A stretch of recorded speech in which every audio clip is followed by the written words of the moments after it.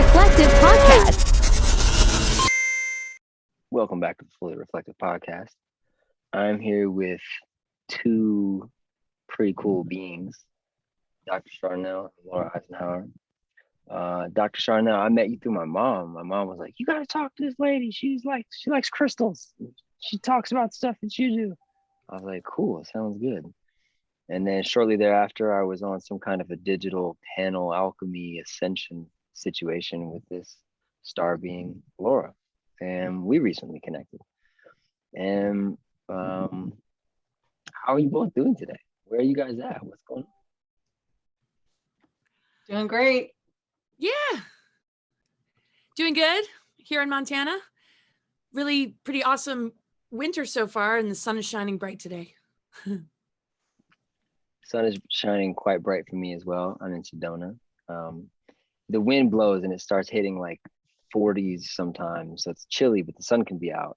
But right now it's like 60s. It's pretty nice. It's so pretty over there. Yeah, we don't have really winter here. I'm in Louisiana right now, and it did get a little bit cold. What cold here is like 30s. It did get like 20 something, and that's like rare. But yeah, the sun is shining and it's nice out. Thanks for having us on today. Looking forward to this. Yeah, blessings. So I guess I'm gonna give a little framework and then we'll see where the framework takes us. And even if that framework wants to travel with us as we move forward. But the framework is really the intention of this podcast. It's called Fully Reflective because as my maturation continued, I noticed that the nature of things was that it was reflective, that our state was always reflected in how our body felt. Our sense of identity reflects in how we show up in the world, et cetera, et cetera. And I found it part of my kind of selfish private bliss to just talk to people about, well, shit, what's your relationship with spirituality? What's your relationship with this thing called growth and evolution, et cetera, et cetera. And some, it goes into like more like mental health and personal well-being kind of style of topics.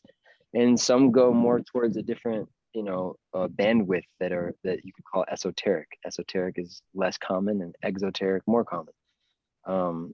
And yeah, I mean, I would love for the river of conversation to just kind of flow wherever it wants to take us. I do have one sense of a compass though. And it was from some moments on that panel discussion that we had, Laura, that you were saying some stuff that it for me reminded me of a couple sessions I've had with a Joytish astrologer, where there's like deep understanding of the esoteric implications of astrology and how it affects our consciousness, how it affects mood states, but then also in the collective. And I think that's a really fun way for both people who are more advanced in their understanding of astrology and the quantum physics of astrology, but also folks that maybe aren't super familiar with it, that are maybe more passerby on the topic, but are interested in knowing about what's going on. Mm-hmm. And sometimes what's going on leads us into, interpersonal, sometimes governmental conspiracy, and sometimes the quantum mechanics of metaphysics. So I would love to kind of pass you a baton and maybe make it a little bit more general to start and see where it goes. But to say something like, what's your bliss about astrology? What's your deal? What's your lens there? What's the bliss compass there that led you there? And how does that show up for you on an active level? Oh, wow. Awesome question.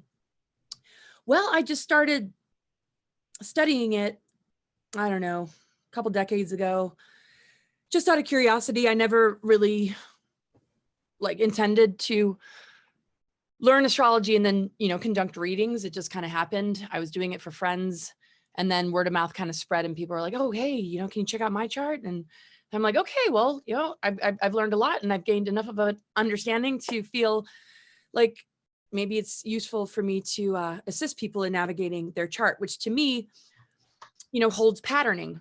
It holds patternings that might relate to ancestral patterns, where we might hook into societal programmings and patternings that limit our ability to go through the initiations that help in our greater awakening. And so looking at a chart kind of helps to see where a person might be struggling with that, or where a person might be thriving in that, while also noticing in the chart how not everybody's going to be embracing of a person's awakening process, and where there's a lot of backlash from friends and family when they see you going down maybe a different road than the status quo or whatever has been passed down in the family lines, or just in the indoctrination in the school systems. So it just really kind of helps with people kind of struggling with that, to kind of point out, okay, well, here's where the energy block is. Here's where maybe the insecurity lies. Here's where you might be kind of getting caught in a loop, to help maybe guide a person into where they can experience a breakthrough and feel confident about the breakthrough. Because sometimes we have breakthroughs, but it can create crisis, and we can misunderstand the crisis and project upon it and think it's like a misfortune, or we kind of go into self-judgment. Why is this happening? Because there are forces that come out of left field that we don't have a whole lot of control over sometimes. But when we remember that our higher self isn't always accessible, when we're kind of caught in ego or lower personality aspects, sometimes we forget that the things that seem outside of our control is a part of our higher self, or our connection to these greater universal forces, that it might be a blessing in disguise or like an upgrade.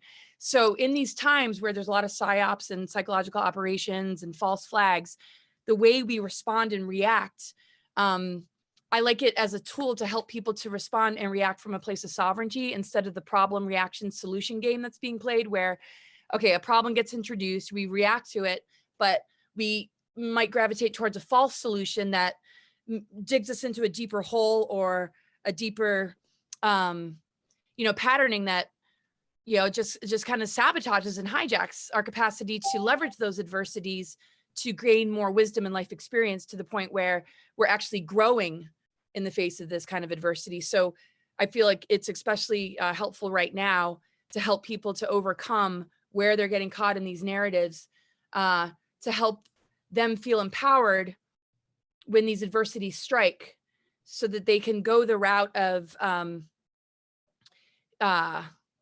experiencing that upgrade and initiation that serves the greater good of themselves and the collective. And I like medical astrology because it helps us to understand how the planets impact our organs, our endocrine system, and our nervous system, and that relationship between these forces and how that flows within our bodies. So, if somebody has a predominance of like water signs, they might process a lot through their emotional body. If somebody has a lot of air signs, they might just be able to kind of change their thoughts and perspective and not really go into the emotional like turmoil. And then some of the fire signs, or might have a predominance in fire signs, might just be quick to anger, but also like fire and passion to just like direct that energy in a positive way. And mostly we all have a mixed bag of earth, air, fire, water. It really depends on the person's chart. But my goal is to help bring people into the 0-point unified field, so that we're not so ruled by the patternings, but we're able to understand the patternings so that we can evolve and grow, instead of endlessly loop in this time loop that we are in. And I'll just kind of leave it at that. Zoom. That's it. When you say 0-point field, I have my own lens on it, but what would you say is the difference of, or the similarity of, or synonymousness of the term 0-point field and Christ consciousness? I feel the two are very much the same. I feel it's where everything kind of converges into just sort of, it kind of collapses timelines, artificial timelines, and sub-personalities, or aspects of ourselves that really get caught in the stuff that's coming at us from outside.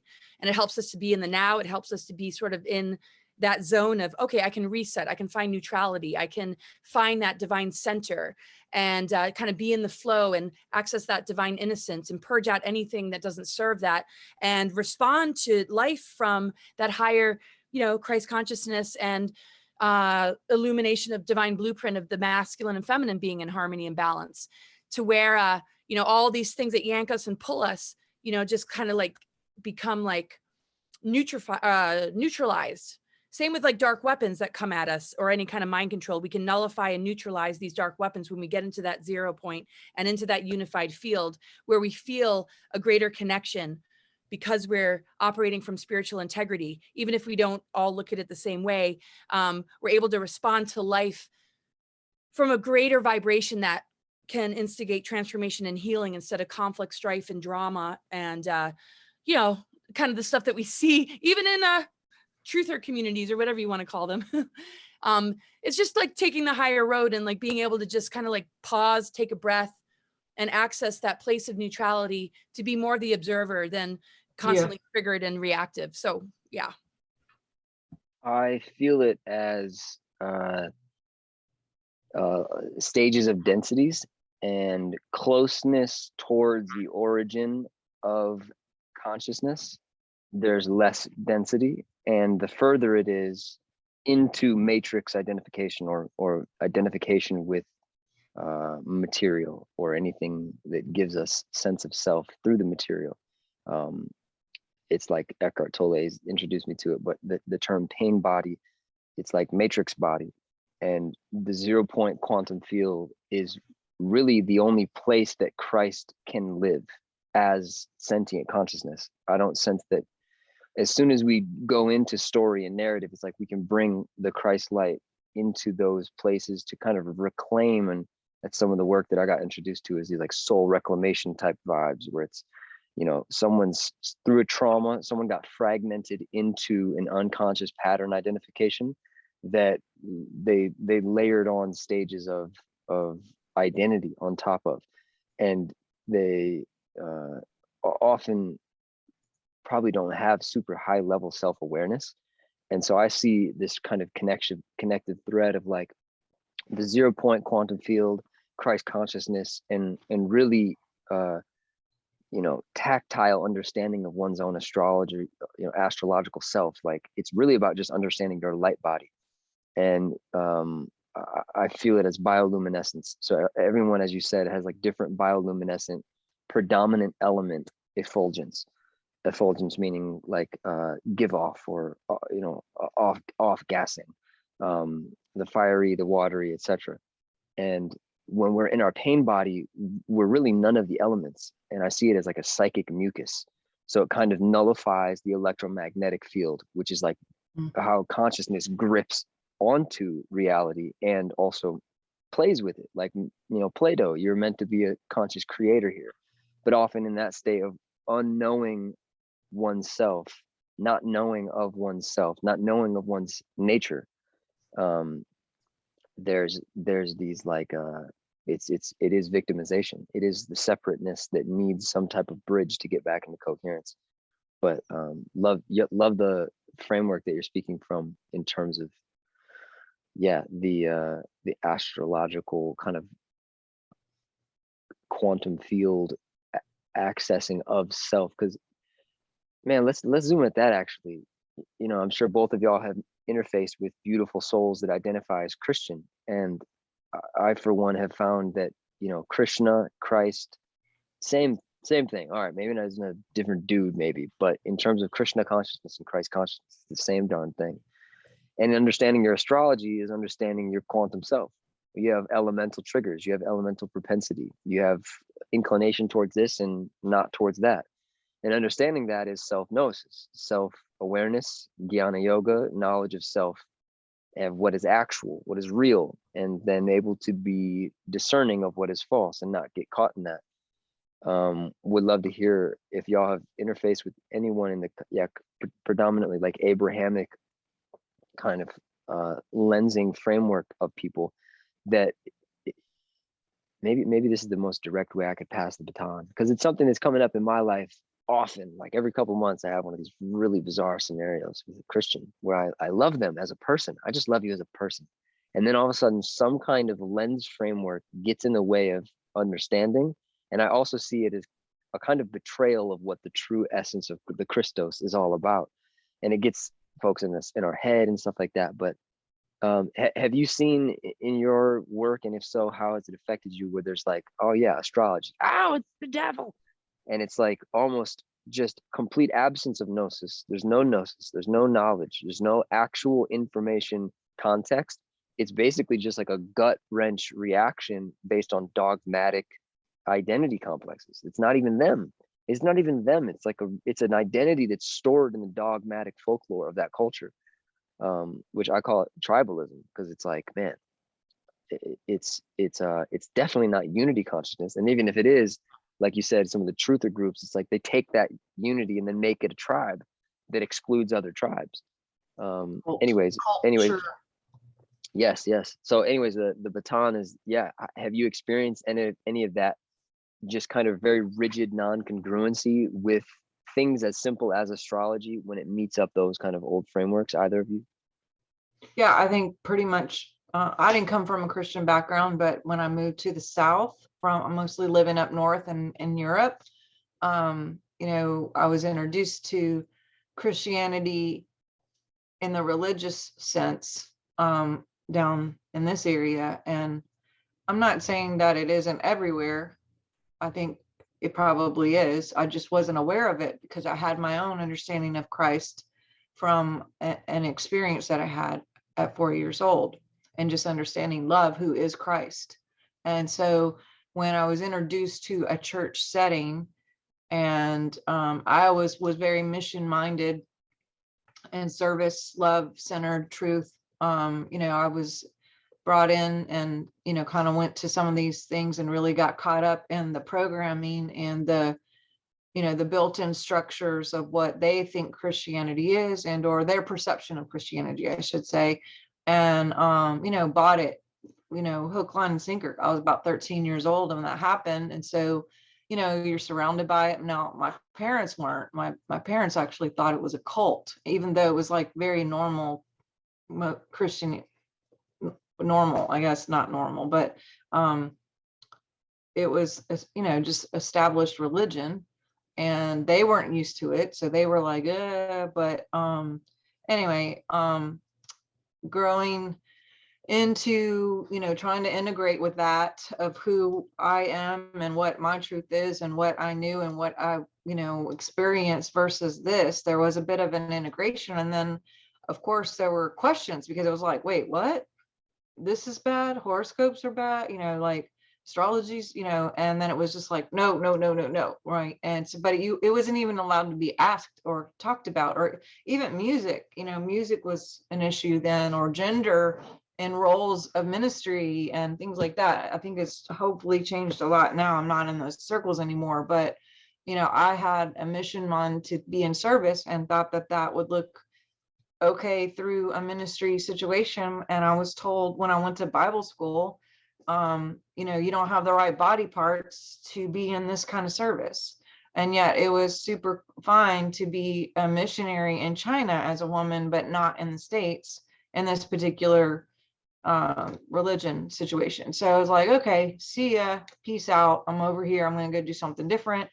And you know, the more no's that I got, the more that pushed me to research, look into things. Of course, astrology is in the Bible, and you know, if you even use a Bible, like that's another whole topic of quantum physics versus just the guidelines versus what Christ is, and when it came, how it was interpreted, blah blah blah, you know. So but yeah, I mean, we were doing like sit out type situations where we would like use our intuition to support people on the streets, or you know, have dialogue about dreams. We set up like dream stations, and people could come talk about their dreams, and we would you know, help understanding dreams, so we would know how creator was speaking to us and stuff. And they were like, oh my god, you know, that's the devil. And it's like, or music was the devil, or crystals.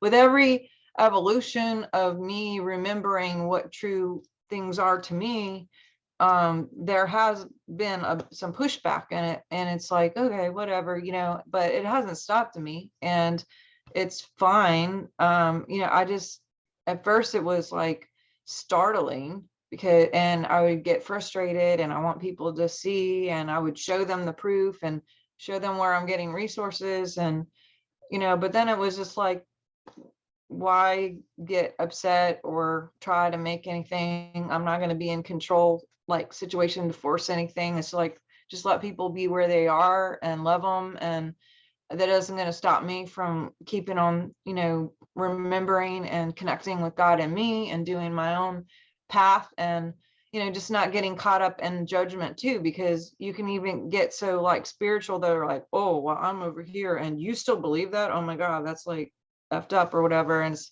it's like, so it's a fine balance all the time of like constant recalculation, at least for me.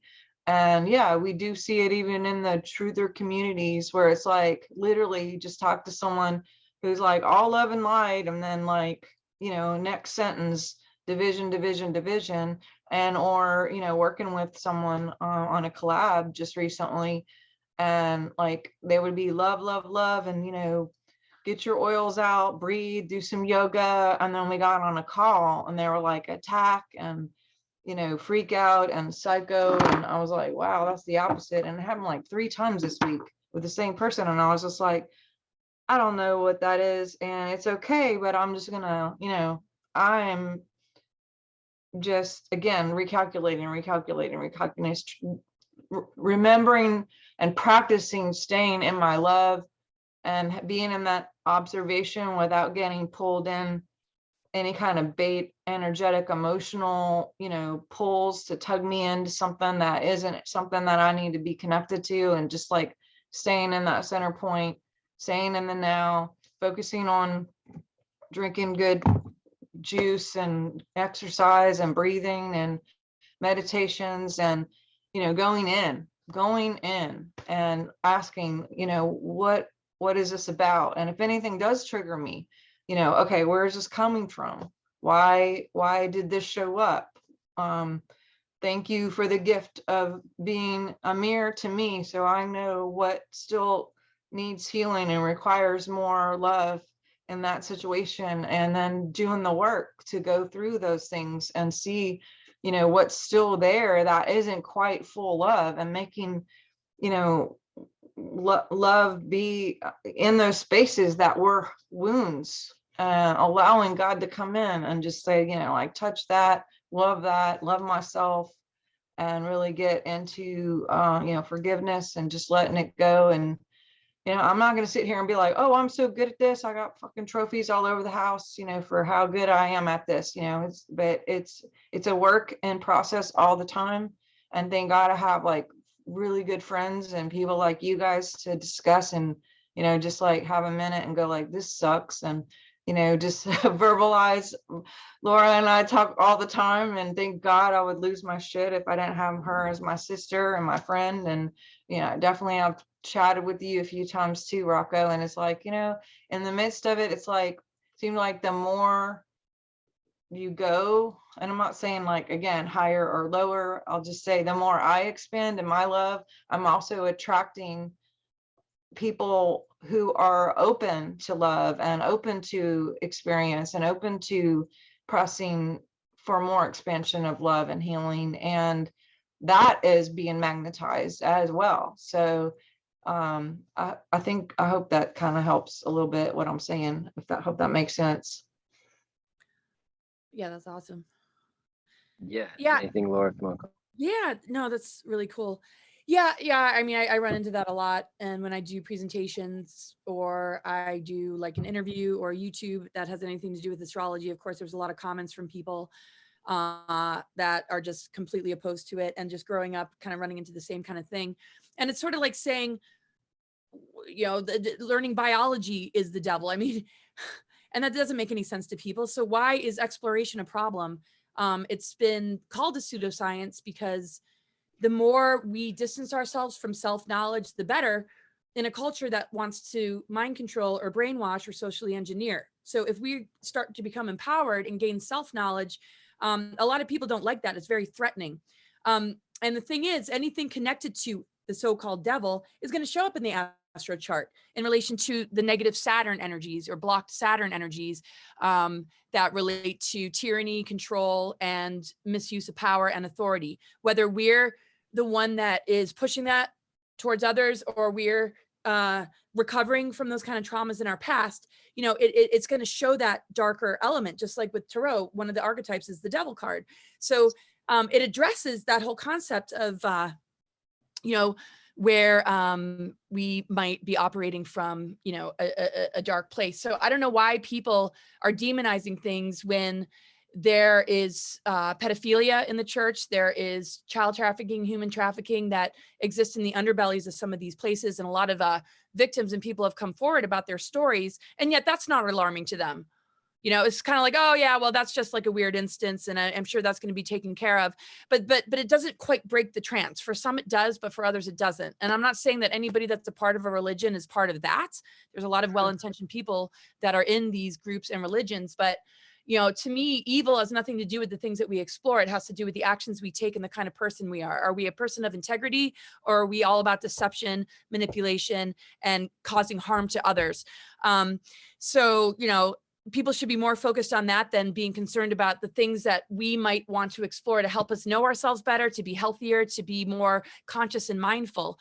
Because when we're not connected with our truth frequency and we don't understand these things, we're kind of on autopilot, and we end up with all sorts of diseases and conditions and ailments that we don't quite fully understand. And it's important for us to, you know, understand it. Now, yes, people can misuse astrology, but they can misuse a kitchen knife. They can misuse an altar. They can misuse, you know, pretty much anything. Anything can be turned into a tool for manipulation. Even the words that come out of our mouth can either destroy people and hurt people, or activate people and inspire them and heal them. So, you know, should we be afraid of ourselves and our mouths? Because, you know, it has just as much of a potential of being a dangerous thing or a beneficial thing, depending on what kind of person we are. So people need to just like not drain themselves and waste their time, you know, trying to like be involved in this kind of like showdown and battle, and be more concerned about, you know, can we all agree to have mutual love and respect, and to be individuals of integrity, and to appreciate our differences so that we can harmonize those differences. And then in that greater love frequency, we can begin to break down the programs and the things that divide and conquer us, so that we're just really, you know, it's not about right or wrong. I have no judgments to anybody who's religious, and nobody should have any judgments for me to be more maybe sovereign in my spirituality and exploring different tools and modalities that help me to avoid like the medical industry, and where I'm going to be taken advantage of because the initiations are too much. I don't want to go on their drugs. I don't want a doctor to tell me what's going on with me. I do appreciate it in times of emergency or like broken bones, or, you know, it's certainly got its place. But if it doesn't start to dissolve that conventional mentality, and it doesn't begin to explore consciousness and holisticness, then this division is not serving any of us. And, you know, let's just put our heads together. And that's what I feel these times are about, and what the growth period is about on the planet. And but people are really getting caught in those narratives to the point where the survival chakra is so lit up that they can't even think straight. It's just fight or flight. And we need to just take a deep breath and realize that as we overcome these adversities, we're going to get to know ourselves better and reach a higher frequency and dimensional level of consciousness, to the point where we can't really be harmed by any kind of dark technology, bioweapon, or virus at the end of the day. It can be a it can catalyze, you know, something huge, and we shouldn't be threatened, you know, by our differences either. And I'd love to zoom in on something right there. Yeah, I'll stop there because I could ramble on. May I zoom in on? There's this part that I feel like you have really cool context on, because it's come up for me as conversation point. Because so how the word Saturn became Satan, to me, is part of the whole. It's Maya's or Eden's kind of most tricky veil of like, they make a, you know, these power structure kind of, I mean, man, there's several things that I'm feeling like I would love to zoom in on with you, but specifically like how Saturn is basically, so I see Saturn as time space. Literally it's 4-dimensional, and it is kind of Chronos and space of Maya. But in this specific reference to Saturn, it's not like Sophia. Sophia is kind of like the recognition that there's a positively oriented goddess, almost like an Isis, almost like a Ma'at, that's governing the wisdom of the material world. And it's quite, I quite feel that as a literal essence signature. Saturn isn't that essence signature. Saturn is the space in which we're pointing at. And it's there's this phrase that came a while back, was like, we don't want to worship Saturn, but we don't want to be on bad terms with it. Whereas like these oldie folks that, you know, I kind of see them as like the 13 bloodlines that kind of like won the battle of Pisces. It's like after Roman warfare, yeah, these people seem to have won. Or at least in the world of Saturn and wealth, you know, accumulation, and then kind of dominion over the others, hyper segment, you know, identity spectrum. They're the ones that ended up over here, which I also see as just karmic reflection of our growth and spiraling evolution into more and more and more of what it is that we are. But it's like, yeah, could you speak on anything with that? Like Saturn as a Greek, like Roman, I'm not sure what your history, you know, context is, but like I think that's an interesting glitch, especially when I interface with people who identify as Christian. They see Satan as like a literal horned instrument of the worst things possible. Every time I listen, I'm like, man, they're just not integrated with Saturn. They have something that they're repressing from their own being that has something to do with rules, order, time, boundary setting, and their own shadow hasn't been integrated to the extent at which they have to make it dot dot dot. What do you got for the Saturn to Satan kind of concept?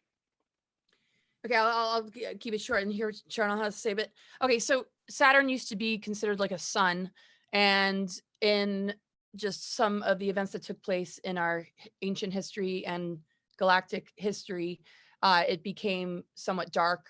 The Saturn moon matrix is a dark technology system where the rings of Saturn are sort of an artificial, like it beams sort of an artificial frequency that impacts our junk DNA and keeps us sort of unconscious, and it impacts the moon and the artificial nature of the moon to the point where it creates this imbalance of the masculine and feminine that gets cast down upon the planet. And that's where we see kind of like patriarchy, misuse of power, tyrannical control, and suppression of the feminine, and where the energies of the feminine are very caught in just sort of its own program and loop. And so we can begin to break that when we understand the higher octaves of Saturn, which represent self-mastery and becoming a teacher. We have to get over the trials and tribulations of the false or dark Saturn that seeks to have control over us, and regain the control by becoming masters in the face of all these obstacles. And when we become the master or have self-mastery over these sort of things, and we say, wait a second, I don't want to follow those rules. Those don't make sense. It's very repressive. It actually hurts me, or this is abusive. When we get over that sort of lower dark Saturn and we gain self-mastery, then the law of structure, which is what Saturn rules, which rules the skeletal system and our teeth and just the structure and the structures of life, that structure is able to hold the multidimensional and the spiritual. It's a structure that is able to accommodate the fullness of all that we are, to the point where we can restore the tree of life, have a root system, have a certain level of structure, but it's expansive and it reaches into, you know, all these other things. And until we begin to unlock those keys and move through these fences and get over this false authority and gain self-authority, so that we can have disciplines and responsibilities that are ruled by Saturn, but ones that serve us. You know, it might be a better diet, it might be getting more exercise, it might be some kind of discipline that helps us to maintain spiritual health and well-being. Healthy But boundaries. doing it on our own terms instead of, you know, but there is not like there are other teachers out there that are all about tyranny and control. So we have to have the right authority and guidance so that we can step into how we relate to Saturn. And what they're trying to do is just keep us in enslavement. And a lot of people that are teachers or in positions of authority are running those narratives to keep that system of control alive. And it's our job as humans to overcome that, so that we can utilize Saturn for the gifts that it offers and get out of that dark Saturn, Satan, enslavement kind of agenda. Boom.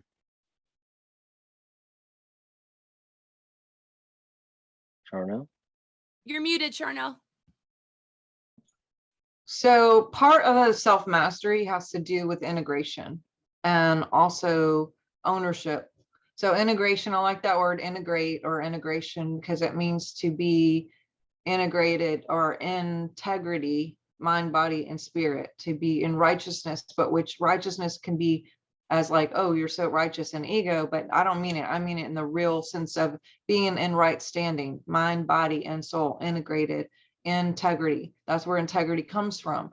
And with self-mastery, part of self mastery is being integrated and taking ownership of our own responses, our own choices, and the consequences of that, whether, you know, whatever karma, good or bad. And I think that with Saturn, there is a taut and confinement of responsibility to this outer thing, to like put all the blame on the devil made me do it, or that stupid devil, or oh my God, this is happening, so it's got to be the devil, instead of like, what did I do to create this? You know, what kind of choices brought this to my plate? What am I mirroring? What is It's like the ultimate victimhood idea. Yes, yes. And so Saturn creates a dependency if it's in the wrong way, and it teaches that we don't have responsibility. To have responsibility is to be responsible. And when we can take ownership and say, you know what, I effed up, and or I'm going to do that differently next time, or whatever, and own every single thing that shows up in us and around us, because everything around us is a reflection of what's in anyway, and we all have a DNA that is expressing, radiating a signature code that comes from maybe genetics and or whatever experiences we had, whatever we're thinking, what we're talking about, what we're feeling. All of that is what's radiating and what's magnetizing back.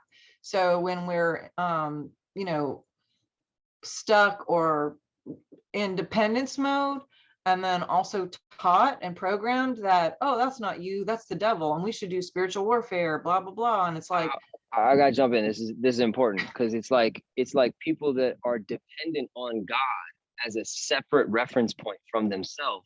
They'll forever be able to say that the devil is against them and God is for them, when those 2 points are really molecularly right next door to each other. When that is the integrity, at least when I hear you pointing at that, it's like, man, that's like a staple of separation consciousness, or as it keeps getting reframed in my system, it's like separation emphasis, because their style of consciousness emphasizes their separateness.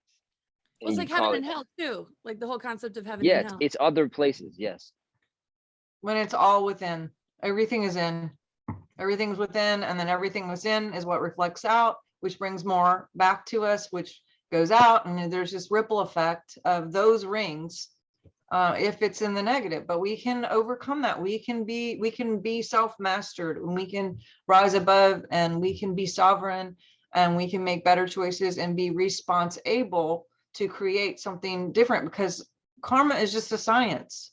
That's it. Like, and God and us is the compass of all of that. And when we remember and give more space to God, then guess what? We have different patterns. And when we have different patterns, then we have more room for expansion and love to radiate to other people and create more good things, whether music and fun and children and babies and life and, you know, inventions and books and songs and, you know, just being God in action. It's fun when we choose for it to be fun. You know, if we want to get stuck and sucked into whatever programming and crash course, you know, brainwashing or whatever, then of course we're going to just loop and loop and loop and loop and loop until it gets so big that we're like, God, I hate this. And when you get sick of it, literally sometimes, then a lot of times people will make those choices. But I prefer to not wait until something really bad happens to have to make those choices. Like, why not start now and just like do it now, so those things don't have to happen to force you to make those choices. But sometimes pain is an awesome teacher. And you know, so I'm always, when I'm aware, trying to be aware that, oh, okay, what is this about? What's happening? What am I creating? What's coming to me? You know, looking at everything, even if it sucks, as a gift, because a gift not received becomes a burden. If we're not seeing every single situation as a gift, then it could feel like sucky and I hate this. And then that causes more stuff, and we're missing the lesson. So, you know what I mean? amen. Yeah. Speaking of integration, you know, it's first point, you know, first basis. I would love to share mine as well. What's like a predominant lesson that you're learning right now, or something that's active in your field of like, okay, yeah, like I know this is, yeah, but like this is happening, and it's definitely, it's bringing me to my edge of sorts. Um, y'all want me to go? Want me to go, or you want to go? You go. Go for it. So one that's happening for me, and it feels like it's so far been this like theme of 22 so far, which was like towards the end of 21, I started noticing. And it was even a theme kind of connected to 21, which was like, it was asking me to stay in the in-between. And it would be so tempting to like choose one place or choose the other. But sometimes my system would get guided to staying in the in-between, and kind of needing to be willing to miss out on a space or the other, because there's some very special thing that I was meant to observe or listen to or become aware of that I couldn't access if I was in either of those spaces. So it's about staying in the middle. And so it's kind of coagulated into 22, where it's like there's a space in between the acceptance and the resisting of a certain reality happening. And on like a realistic level, we were supposed to go to this trip, and then like the flight got canceled, and then one of the people that was going to come on the trip dropped out, and then thought it was COVID, and then we got sick, and we're like, man, were we like missing the signs? And it's like, we were on the way to do this trip. We're so glad that we did it, but there have been several of these little moments on the way that really make you check in and be like, am I doing the right thing here? Is this the right path? And in that, it's not kind of asking for like a pat on the back or total rejection of it. So this lesson that feels like it's integrating in my system, in my field right now, is something along the lines of like not jumping to conclusions no matter what. Even while the intel is like streaming in, and it looks like enough information to like be like, yeah, it's like, be, yeah, but be ready to adjust it. It's like, Yes. don't be so rigid, even if it's like, no, I'm pretty sure the sky is blue. No, I'm like, yeah, the sky is blue. No, the sky is definitely, I'm looking at it's blue. But having some kind of like, it's a sensitive, nuanced little like safe haven in between any decision, in between any assumption being made. It's 0 point. I feel like it's kind of a lesson leading me more into 0 point stillness in the face of really options and timelines seemingly to collapse. Like, oh, I wanted that timeline to happen. Oh shucks. Oh wow, it's back. So it's like not basing it on any information that's coming through the sense, basically. A kind of lesson I'm learning. So good. Really good. Yeah. You Or want go ahead. or- Yeah, no, that's huge. Just knowing how to respond in the moment. And I mean, and yeah, when I was kind of talking about like when things come out of left field, sometimes we feel, oh, that's a misfortune, or why is this happening, or this isn't working out, because we're attached to an outcome. And if we Mhm. can be a little bit more flexible and fluid, sometimes the unexpected brings things we didn't like, it brings things that are more beneficial than not. But if we're focused on the perception that it's a misfortune, then we're only going to notice the things that reinforce the fear and anxiety, to the point where we start to stray away from the open-mindedness to what an event might produce, to the fact that our third eye or whatever is able to perceive the synchronicities and the things that are actually falling into place. And that's happened so much just in my wilderness adventures and just traveling, where something might not go right, but if I let go, something actually beyond like ends up happening. You run into somebody that you haven't seen in a long time, something begins to fall into place, and you end up maybe getting a hotel room and catching the flight the next day, and you have the most unbelievable thing happen. It happened to me in Italy, and I looked like walking down the street in Florence, and my favorite band of all time, Adrian Blue's playing, and I got VIP passes, and only 2 people had the VIP passes, and we got to hang out. It's just like, where did that come from? So, but if I was like, man, this sucks, and like it's costing me money, and like, then I wouldn't be able to perceive the things that are saying, hey, because you have an open mind, because you can see through this lens or perception of openness, instead of like frustration and anxiety to the fact that, I'm only seeing things to reinforce it. I miss out on a incredible moment that I feel comes from our higher self and just our connection to source, universal forces, cosmic natural law, whatever. But I think what I'm working on right now is that when there's a glitch in a friendship or a misunderstanding, that I don't let it derail me to the point where I read into it, or I go into like oh, I'm going to be abandoned, or I'm not loved, and I just find that center where I'm like, okay, it's okay. Maybe this isn't the time to work it out. I have to just stay integrated within myself and see where I might have contributed to a conflict, and be understanding of where that person might have been coming from. Maybe they weren't at their best, and maybe, and just to stay in that vibration of compassion, understanding, and forgiveness for the self and the other, so that when we do come together and put our heads together to resolve it, it's not like, oh, let's fight and battle it out and see, and have this game of who's right and who's wrong, or I'm a victim to you, or you're trying to control me. That in these moments that it can bring about a greater union, versus greater division. And that's what I'm hoping to see when, Sharneal was referring to, like, oh, let's be light and love and like not go into these lower realms. But in the next sentence, it's like right back down there, a bit condescending and a little bit contradictory. So that kind of stuff I'm always working on, to I don't want to say the word needy, but to just be able to, sit with myself in the face of misunderstandings without letting it bring up all my wounds and all the past stuff that just makes it hard to want to show up and makes me just want to crawl into a ball and not get out of bed. Feel that. Beautiful. So for me, that was really good, Laura. Both of you guys. For me, I'm using these New Year energies to really reflect on what happened last year, what is good for me, what was bad for me, what drained my energy. Maybe it didn't drain my energy before, but it does now. Like you said, Rocco, like paying attention to every little thing and checking in all the time.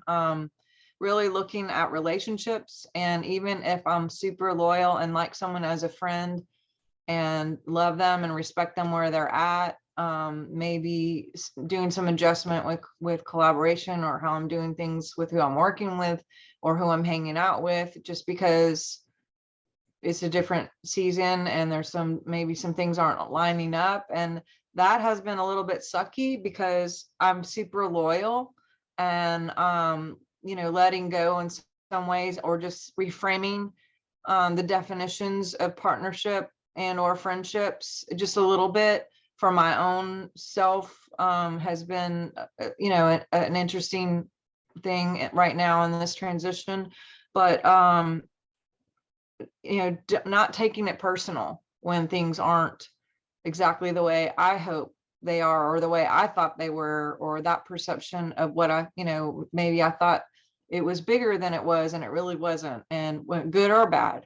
And just being really careful and mindful that, there can be some shifts, and it's okay, and it's fine. And, I think something else too that I've been recognizing in communities is like this like terminology of psychology to be like, I'm using my boundaries, but really it just is ghosting someone completely without actually having a conversation, a healthy conversation of going, you know what, you think this way and I'm cool, and this is what I think and that's cool, and we're just going to go separate ways and like work it out, instead of just being like all over Facebook or whatever, I'm putting my boundaries out and not working with so and so anymore and looking all light and love and blah blah blah. But really, like, people won't know that you really cut off all relationship. You're not answering the phone or talking to this person anymore. And I'm not saying that there isn't a need to do that sometimes if there's been like narcissistic abusive situations,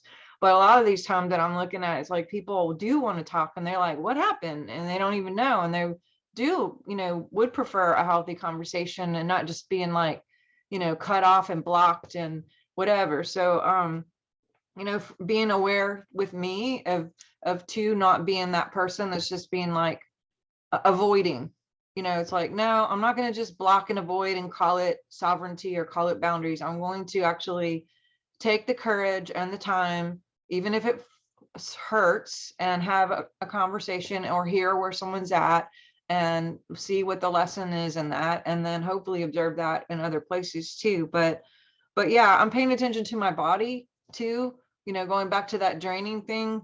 It's like, what's draining me? Who's draining me? And because when we are on a physiological chemistry level, on coming from my background as a doctor and just knowing what happens when we live true there are chemicals that saturate our cells that cause us to be like Superman and like do, lift a car off a burnt, a baby or whatever. We get these like surges of immunity, peace, strength, metabolism, all of this when we're checking in and we're always following the compass of what's north for me. My north may not be your north, and that's okay. So not judging and a competition of where the north is and why are you doing that and I can't and all of that mess, but also just staying true to you, letting people be where they are in their truth and doing what they are, not like being like shame on you for you doing your truth, and just but staying in my lane, doing this, paying attention, and knowing that if it's draining me, then it's probably not my truth right now. And maybe look for the things that give me like a boost and life, because when we're living a lie, whether it's in a certain job or partnership or collaboration or where you live or who you're hanging out with, then you have the opposite. You have 1,500 chemicals that saturate your body that F with your, wrinkles in your skin and your metabolism. You gain weight, you don't sleep well, it causes dis-ease in the body. Living a lie is the fastest way to get super fat, super old, all the terrible things, super sick. So I'm just tightening the belt a little bit for myself in this time. That's my lesson right now, of just like really, really being cognitive and checking in with my body on what feels good for me.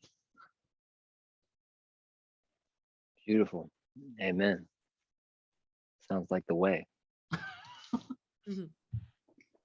Well, beautiful. We're almost nearing 60 minutes. I was feeling like I would love to know what's lighting you both up individually. Like what's something that you're really lit up about, that's inspiring you, that quick shameless plug of the context and the framework. Sharneal knows probably a little bit more than you, Laura, but a book is being written through me called Moon Theory.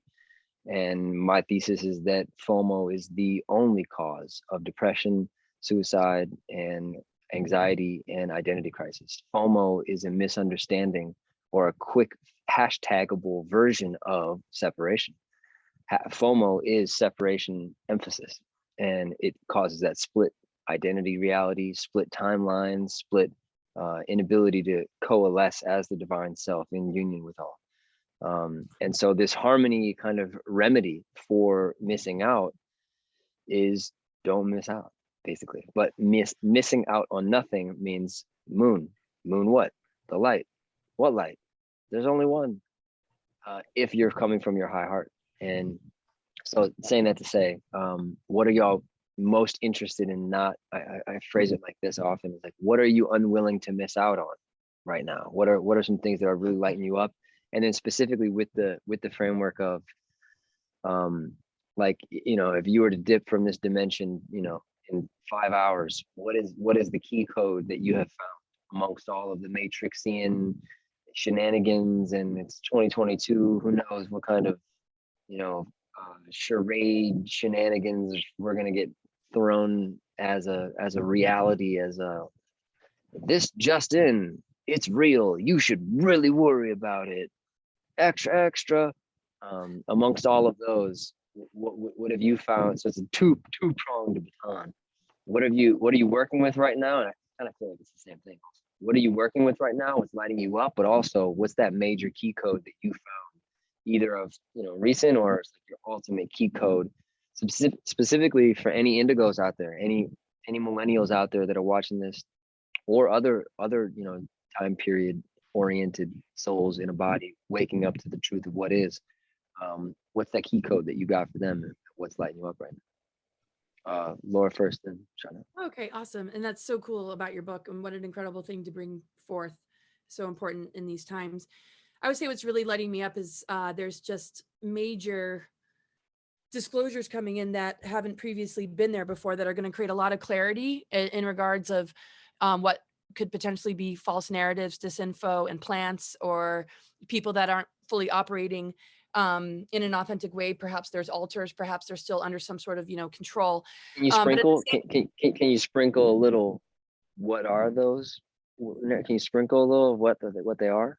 Well, I mean, I kind of hold things at arm's length. I don't create fixed beliefs. I have an open mind. So I'm very careful of like, oh, well, that sounds so good. So all of a sudden I'm just going to like believe it. But I am just excited to explore what this person is bringing forth with just discernment and just, just caution. And it's a senior advisor to the Earth Alliance, who's helping to bring clarity to events that took place in Eisenhower's administration and the development of the Earth Alliance and the White Hats and communication with sphere beings that are looking to assist humanity without kind of doing it for us. So there's a lot of clarity and a lot of answers, and it feels really encouraging, but at the same time, I'm very careful and discerning. And I'm not just going to jump all over it, but I think there's going to be a lot that comes from that. So yeah, because there's so many question marks. And what I like is just being part of the greater conversation where we can lay it all out on the table, and through just like maturity and humility, have these greater discussions with folks like you and friends like Michael Sala and Dan Willis to just like really look at it and see where the dots connect and find questions to where the dots don't connect, so that maybe we can begin to piece this puzzle together. But I'm also embracing of the accepting of the greater mystery, maybe not having all the answers and being okay with that, because it gets very exhausting. And I like to embrace the mystery and just really enjoy what it means to be human, and be connected to the earth and connected with spirit, and go through all the different initiations and cycles that are presenting themselves without getting caught in the weaponization of it or the manipulation of it, to where disempowerment is being thrown in our face and giving our power away and buying into, this outer stuff. So I would say the key code for me is always to sort of like understand the stuff that gets thrown at us and that people are struggling with. The flip side of it is where we can gain strength. If they're trying to undermine something, it's probably because an activation is coming through that is strengthening the particular part of ourselves that they're looking to target. So if it has to do with like speaking truth, there's going to be censorship, and maybe the symbology of like the mask, even though I feel it has its place because there is a virus and I understand people's need to protect themselves. It's not about like choosing right or wrong either. It's really respecting where people are at and finding like a middle ground somehow. Because there's always like sometimes truth that's distorted.